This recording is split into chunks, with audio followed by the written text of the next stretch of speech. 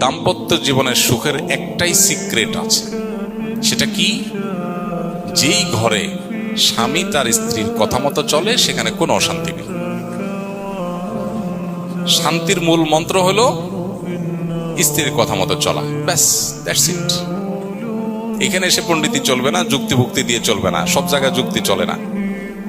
এখানে এসে একটু বেকুব সাজা, বোকা শোকা সাজা, সারা জগতে পণ্ডিত আপনি, কিন্তু এখানে এসে আপনি বোকা সাজলেন।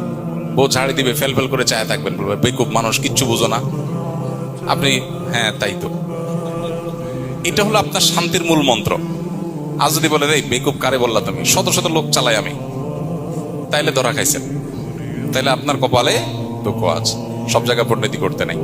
তো এই জন্য আবার বউয়ের কথা শোনার মানে এই না যে মায়ের সাথে ঝাড়ি দেওয়া, মায়ের সাথে আরো বিড়াল হয়ে থাকতে হবে। বউয়ের কাছে যদি আপনি বিড়াল হন, মায়ের কাছে আরো বেশি বিড়াল হয়ে থাকতে হবে।